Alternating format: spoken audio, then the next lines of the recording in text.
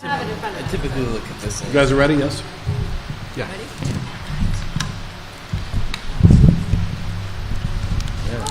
Okay, good evening, everyone. I'd like to call a meeting of the Board of Education to order. Ask everyone to please stand for the pledge.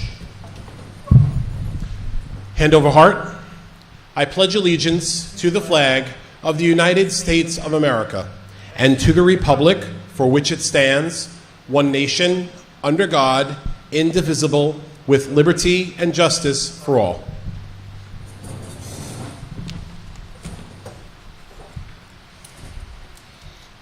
Okay, this evening we have a public work session where the Board of Education will be listening to discussions on the Locust Valley School District's special education program. So I'll turn it over to our Superintendent of Schools, Dr. Graham. Thank you, Mr. Nolan. So throughout the course of this school year, and I guess starting back in the spring of last, the Board of Education created a subcommittee, a curriculum committee. And in the time following that creation, that subcommittee has been meeting to discuss a variety of curriculum-related topics. And one of the areas that the curriculum committee had asked us to explore and give some attention to was some curriculum-related presentations throughout the course of the school year. In an effort to do that, we calendared 3 different work session meetings for the course of this school year. We may have some additional presentations even within regular session meetings, but this is the first of those. So the first of those will be presented this evening by Dr. Effie Kivelos and our new coordinator for special education, Jennifer Smith. I see Miss Michelle Villa here as well. And I'm going to turn the microphone over to Dr. Kivelos without any further ado. Thank you, Dr. Graham, and ladies and gentlemen of the board, for giving us this opportunity to talk about our department tonight. I'm Effie Kivelos, for those of you who don't know me. This is my 2nd year in the district, my 22nd year as an educator. Started out as a psychologist and then became a special education administrator for the last few years. With me, I have our new coordinator of Pupil Personnel Services, Jen Smith. She comes to us from the Department of Education in New York City, and she's worked with students in the area of special education for how many years? For 13 years. So, she just got here, so I'll go over our presentation.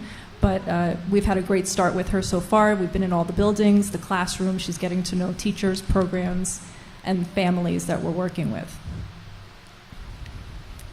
So in our department, the overarching goal that we have is to support our students in developing into adults who are able to advocate for themselves, who are productive, who are independent, and who are able to reach their full potential.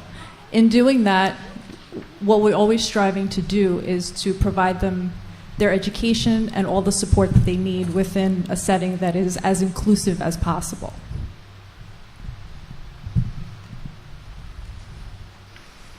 So that principle of least restrictive environment is something that we really take to heart, and we always make sure that we're keeping in mind when we're providing the supports that our students need. In our district, we actually do offer the full continuum of services to students, which I think we could be very proud to say. I'll go from least restrictive to most restrictive. We have students who may be receiving related services only, and that may be speech or language therapy or occupational therapy, counseling, hearing services, and so on and so forth. These students are in our general education classes and may just need to be pulled out for some type of related service a couple of times a week or whatever that may be. Moving to a little bit more restrictive than that, we have students who might need support specifically in a certain area. So that might be ELA or math, and it tends to be more direct than, more specific than an overall kind of learning need. So we would have a consultant teacher either providing support directly or indirectly through consultation with that child's teacher, and it takes place in the classroom. For students who may need a little bit more than that, again, we have resource room where we have students who may be pulled out of their class for a period a day, and they go to the resource room with their special education teacher who works on goals that they may have on their IEPs related to skill development or that could support the curriculum and help them remediate those needs that are identified. Integrated co-teaching is something that I know is relatively new here. We're very proud to say that at this point it's offered at every grade level in every building. And we have a pretty robust program. We have been continuously doing co-teaching professional development with our teachers, both general education and special education, to ensure that it's successful. In order to define what that means, generally in an integrated co-teaching class, we have, like I said, a special education teacher and a general education teacher working together to provide supports to students with and without IEPs. In an ICT class, you would not see we're not permitted to have more than 12 students in that class, and it has to be a ratio of like 50-50, so there couldn't be more than half the class with IEPs. And if you walk into any of those classes at any point in time, you may see children sitting in groups, you may see them in pairs working with one teacher or another. You would really never know who the students with IEPs are and who the students without are, because the grouping really does go by what each student's need is at that moment and supports all students in the class. So it really does benefit both students with and without IEPs. It also helps us maintain our students in the least restrictive environment. So there are some students who currently are in co-teaching classes who may have had to be in special classes in the past, which segregates them from their same age peers unnecessarily. A step then more restrictive than integrated co-teaching is our special class programs. We have two different ratios of classes in our district. We have 12 1-2s from kindergarten through 12th grade. And actually not 12th grade, I'm sorry, from kindergarten to 8th. And then we do have some special classes in the high school. We'll talk about that later. And then we have our 8 1-2s from kindergarten to 21, serves our students up to 21. Students that we can't support even in that kind of setting, we may have to consider out-of-district placements. So we have some students in out-of-district placements, very rarely in residential or home instruction. Now, the curriculum that our students are exposed to or required to work on is the curriculum that everybody else is exposed to. So for all except our students who are in the 812 classes, they are held to the same standards that all other students are held to. They're on a Regents track generally, and that's what we're preparing them for. So we may have to, modify the work a bit or accommodate for them in the classroom, but that's where the bar is set for them. In our 812 classes, we have to, the needs of the students are a little bit more individualized, and so their programs really depend on their particular abilities. Does the board have any questions at this point? Okay. So in the next few slides, I've really outlined what programs we offer by building. Like I said before, we have all the continuum of services offered to our students from K through 12, but as you can see, our special class programs in the elementary schools still are in the Bayville schools.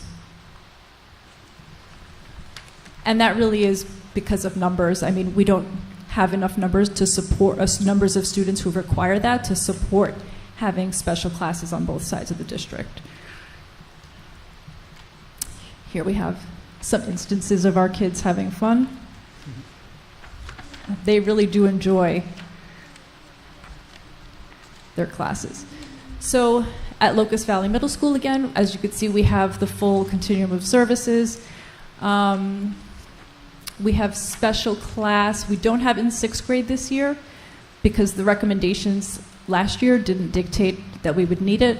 That doesn't mean that we may not have it next year if need be. We always are evaluating the need for sections. Yeah. Going back, the programs in Bayville, how many kids from Locust Valley get bused there? It's. You know, you have 2 sections, and then you have 1 section of the other. I don't have the exact breakdown for you. Is there children? There are some that do. Yes. There are some. Yeah. And you know, when we're looking at the sections, I mean, they don't always look the same. So last year we had 2 812s and 1 1212 at BP, for example. This year we felt that the needs of the students really indicated that we should have an 812 and 1212. And then the way we divided those children into classes was, again, it was very thoughtful. So looking at the population every year, we make a determination on how we're separating them, or placing them, rather.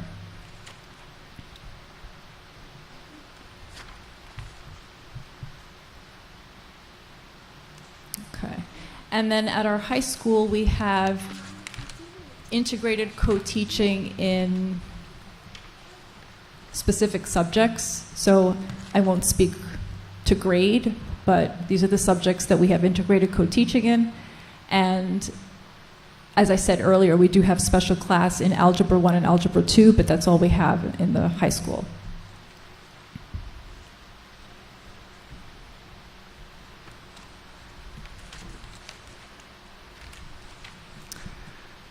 So I just wanted to give you an outline of our numbers also.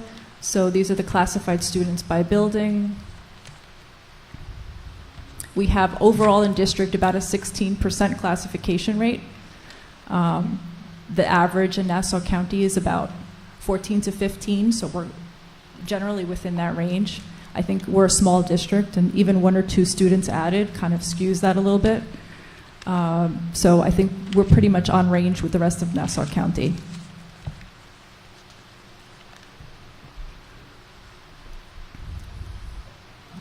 Effie, I just have a question. For the special class at the high school level, the 1212, just for the algebra, are they in an ICT model for the rest of their classes then? Yes. Okay.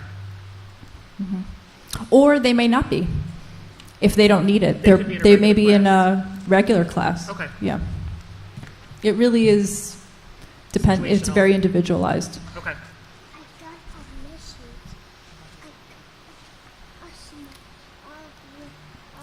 This is our staff by building, our special education teachers, psychologists, social workers, and speech language therapists. I have asterisks next to the psychologists in the high school and middle school because we have 3 total at the secondary level, and one of the high school psychologists actually is in charge of both 812 classes there. So she does the middle school and high school. She's responsible for those caseloads. This is our numbers, teaching assistants by building. Again, as you could see, we are heavier in the buildings that have the special classes. That really is a significant portion of where our TAs at this point are located.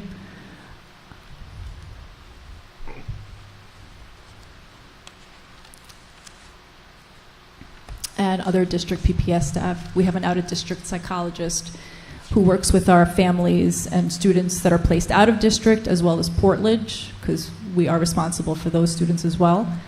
We have the 2 occupational therapists, 2 BCBAs, and I know those were new positions last year. I think, I can't speak to how it was before, but I have to say that we've selected 4 really exceptional professionals who have really immersed themselves in the buildings, in the teams, with the teachers and the parents, and I think it seems to be working out very nicely for everybody.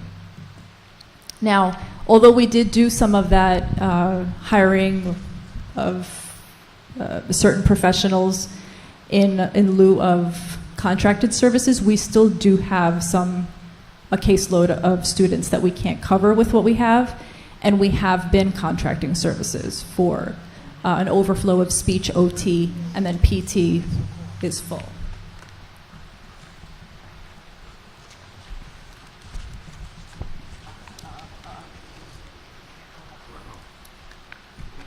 So I just wanted to give you, again, just kind of an overview of what it looks like as far as classification goes. It really is pretty typical, I think, of what you would see anywhere.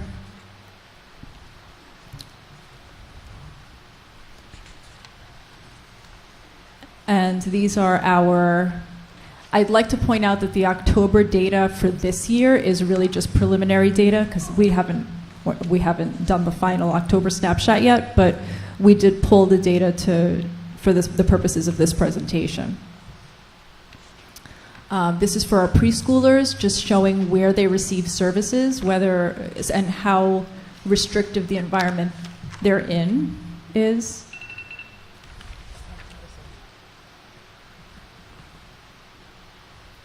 Currently, we have like 31 preschoolers. And this is for our school-age students. I think it's worth noting that if we notice in the first column, we have 80% or more time spent in regular education. We've had a consistent increase in that. And that really speaks to, I think, the implementation of the ICT program and having more students spend their days in general education classrooms.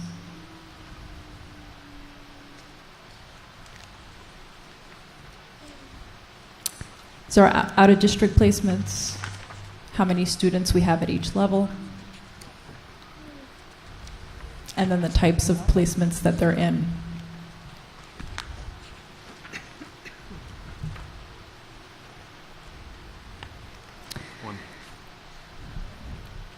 So some of the things that we've been working on, and I think are, looking to continue to work on in the future, are, we're always looking at our staffing and programming needs. That's something that we're constantly evaluating and reevaluating, and it really does often depend on what the cohort of students looks like coming from year to year. So that's constantly something we're looking at. Staffing, like I said before, we do have the services that we're still contracting. I think that, Dr. Graham and I have been in some conversations about that as well, and maybe looking at where we could potentially add our own staff to do that, because honestly, we have more control over services actually being provided. And, I can't always guarantee that I'm going to find somebody through an agency to provide a student with services, whereas I know that if we have our own staff, I know they'll do it. So that's huge for us and for our families. In addition to that, I think, we did save considerable amount of money going in that direction. So, I think it's something worth looking at, which we'll be doing this year. One of the other things that is a big focus of ours this year is continuing the development of the high school 812 class. It's in its second year, and we really are starting to focus more on improving the vocational, or just like adding to the vocational aspect of that, and really turning it, or making sure that it develops into a program that's preparing students for post-high school life. So that's something that, we're looking at with the teacher, just developing partnerships, perhaps with businesses that our students could go to and do vocational training. They are looking at opportunities within the building. They've already started doing some work within the building. So things like that, improving. I've been speaking with the psychologists and the social worker there as well, and trying to think of ways where we could develop some kind of social programs for them, to have them more integrated into the school community as well. So this year we actually have quite a bit of professional development happening, which is it's been very exciting so far. We have our continued ICT coaching of our general education and special education teachers. We do have quite a few new co-teach partnerships as well, so we're supporting the ones that already have been teaching together, but also making sure that the new ones get off to a good start.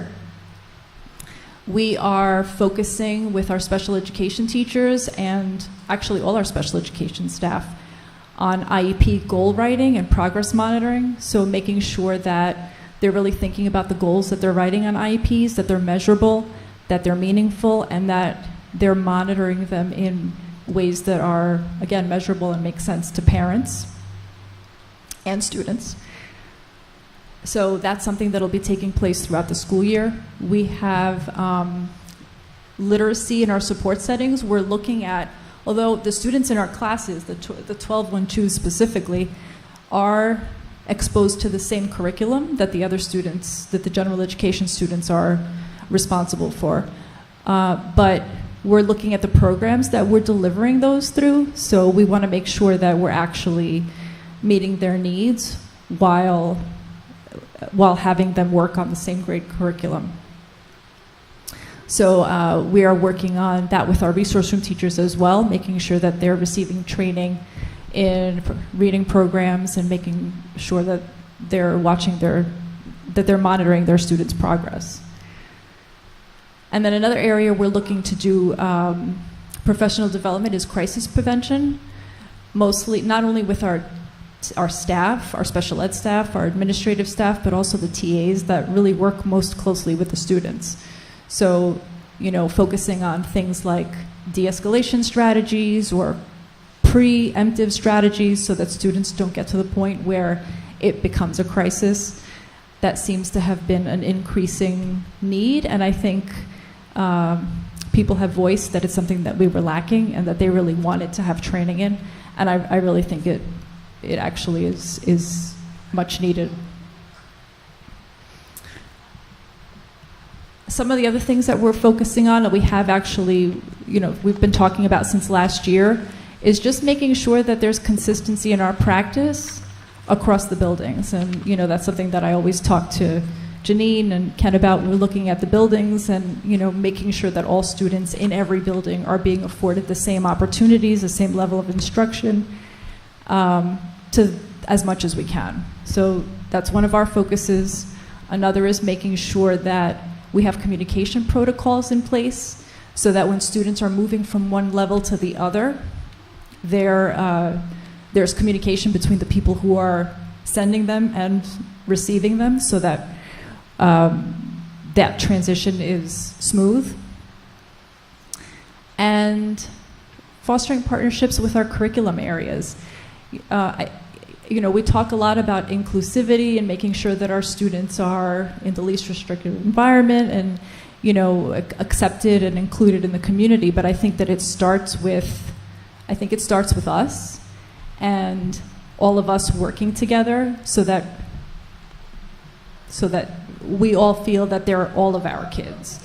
And, I've had some really great conversations with the curriculum directors, and I think we're onto we're in a good place with making sure that that's, translated to the teachers and then to the students as well.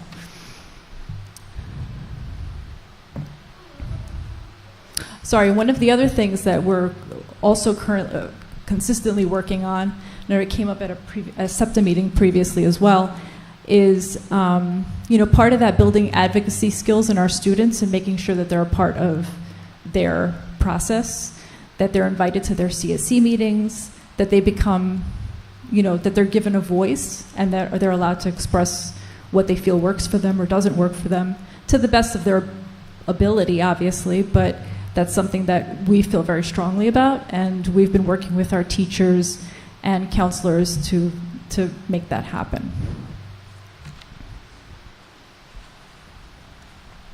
That was it. Thank you so much. I'll just start off with a question. Mm-hmm. So obviously we have many points of pride in Locust Valley, and one of them happens to be our special education program and its continuum. One of the things that I think the board was talking about a couple of years ago, we brought on the school counselors on the elementary level, which was great, fantastic, right, a 1.0 FTE at each site. But what about, or can you talk into social workers? The report shows we have one in the district at the high school level. Is there any thought or rationale to considering maybe one at each site? What's your thoughts? So that's actually a conversation that Michelle Villa and I did start having last year. I started with one social worker being here, so I guess my question was like, what was the impetus? What was the role that people thought that she should fill? Why did we feel like we needed one? And then moving from there, I think it's a conversation worth having. I think her contribution to the high school has been immense. She's always working on bringing the community together, working with students, not just special education students, but all throughout the building, on mental health awareness. And I think that that's definitely a conversation that I think is worth having. Yeah, I think aside from being a family advocate, which obviously the social worker plays, I think there is a critical role in the school that they can be, right? Absolutely. Whether it's a support group, not just special Absolutely. education students, but all No, students. and she actually does. She has groups. She works with all different groups of students. She does have a couple of students that, maybe mandatory counseling cases through special ed, but that's not the primary role that she plays. Providing that kind of bridge between our families and maybe services they might need on the outside, I definitely think there is value in that. I appreciate hearing that. And Dr. Graham, maybe that's something with more further insight we can consider in our budget season, to look to maybe budget for a 1.0 at Locust Valley and maybe a 1.0 at Bayville, just to kind of give you that middle school, high school, the elementary level as well. However that splits out, but we should consider that. Any other questions from the board? Yeah, Dr. Schaefer. I was talking with Effie and Michelle before, and I had even.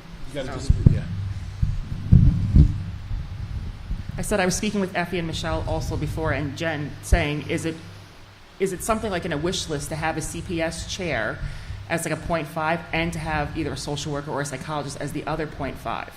Because having the 31 cases of the CPSE, that's a lot of cases, especially when CSE time comes, and if there's issues with anything with CPSE, transportation, whatever it may be, to have somebody do that as a 0.5 and then put in another special educator or something to balance out that other half. Because you're not going to need a full person for a CPSE chair. But to see if we can do something that way, because that's a big caseload for whoever's coming in now. Yeah.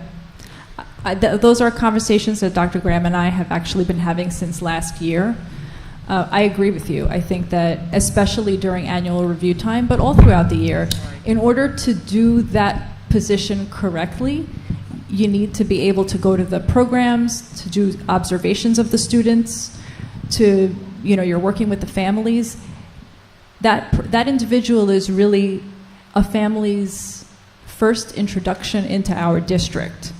And it requires time and dedication, and I think that we've talked about how we may potentially be able to either have, if we were to look at hiring maybe another speech therapist, could it be part of their caseload, another psychologist? I don't know. I mean, we haven't really. I do want to look at the numbers for speech, because that is an area where we tend to contract out quite a bit, and I think we're definitely low on speech therapists in the district. So we could see how that plays out. That could be a potential, or if we hire social workers, maybe a psychologist. We're evaluating it. Just saying, I think it's an exciting time for our district where we're evaluating the program, and I encourage my colleagues on the board that this is maybe something we have to grow into. Yeah. Thank you. I'd like to just thank you for the presentation, and also thank you for jumping in last year into a really interesting time all around, and I think that you handled the program. It was a new program. We brought everything in-house, and I think you handled it beautifully, and I liked hearing the feedback that you gave tonight that said the decision was the right decision. I appreciate that, because it wasn't a decision that this board came to lightly, but like you said, I've worked in buildings, as part of a special ed team, and we need that control. We need to be able to access different service providers within the building, and we need to be able to evaluate them on our own. When they're not ours, it's a whole different Yeah. relationship. And that's something that the community really needs to understand. When they are our employees, it's a different relationship, and that's the way that it should be. But as far as the social workers, I'm going to disagree with my friend Brian. I believe that we have a psychologist now in every building and 2 in the high school, and having the opportunity to sit on Ms. Villa's district-wide committee, I don't remember the name of that meeting that we have to hold twice a year. School Counseling Advisory. I get to really see a window into how much work the psychologists are doing and what they're bringing to the buildings and to the families. And it all kind of crosses over to a little bit of the social work world. So I think that we're very well covered there. I agree with you. I think we're going to be seeing an explosion in speech and language. And I think that's an area that we can further, possibly, offer some more speech and language therapists in the district. The 2 takeaways are the 2 things that I probably said at the interviews for both of you ladies, is there is a key component, especially having a life skills program in our district, with connecting the kids back into the community, into the school community, and in a meaningful and purposeful way. And there are programs out there. Huntington has one, and I think East Williston has one. I would love for you guys to do site visits this year, possibly there, to see if it's something that we can make happen here. I've actually expressed that to the psychologist and the social worker over here, and we're looking into That's fantastic. exploring those. That's fantastic, because it's when kids go through a special ed program and then they graduate, there's a cliff. They call it the cliff. And there's, you graduate from high school and you had all of this support, and you had all of this instant socialization because you're here in the school, and then it ends. So we need to be teaching our children how to actually make those connections outside of the school and that are meaningful and purposeful. So I appreciate you guys doing that. And we do have a wonderful program, or business, I should say, that is right here in Bayville called Gallery 22. And I visited it, and I know that Lauren has been there, and I believe it's Bayville Parent Council is hosting a meeting there, I think, in the winter, to really try and get the community to understand what their role is, and maybe that's a way for us to partner, especially with like a work-study program. Yeah, absolutely. One last layer to consider is we are bringing in a pre-kindergarten program, so what supports might be needed with that as well, as far as special education? Our students who are in the CPSC process, who are receiving services in separate settings or are already in programs, those are not students that I would be thinking about. We may have students in our programs who require related services, and we would be providing that through the county like we would to any other preschool. Cool, thank you. Mm-hmm.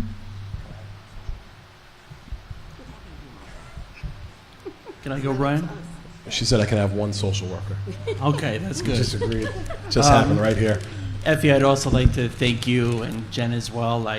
This is very thorough, and I really appreciate that. I have 2 questions for you. Mm-hmm. One, can we, as a team, actually encourage or spread crisis prevention and de-escalation techniques to all district staff, as opposed to just limiting it to teachers, TAs, admin? So we have to prioritize because we can't do everybody at once. Right. So that's kind of like what we're looking at right now. Last year, we trained one of our BCBAs, and she was trained to become a trainer.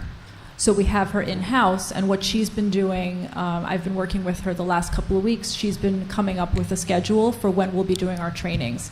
We're really trying to make it so that it's as less disruptive as it can be to our classes, because as we all know, it's not easy to find substitute teachers.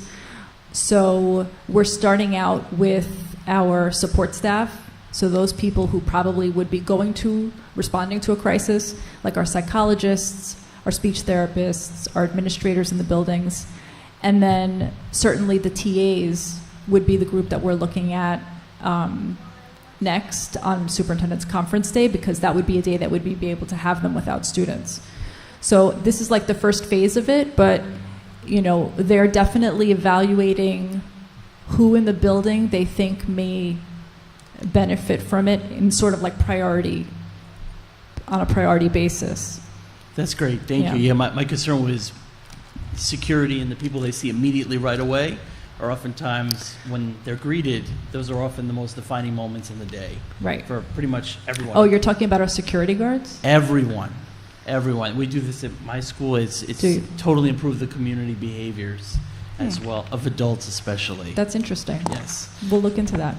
The second one that I was wondering about is for the ICT classes. Is enough time given throughout the week for teachers to meet to discuss, whether it be at the middle school, high school, across curriculum, or at the grade levels in the elementary school, time to meet and discuss plans moving forward for the next weeks or the next months? Right. So the classroom teachers at the elementary level are together all day long. So they have preps together, they have lunch together. So they're able to plan, I think, a little bit better.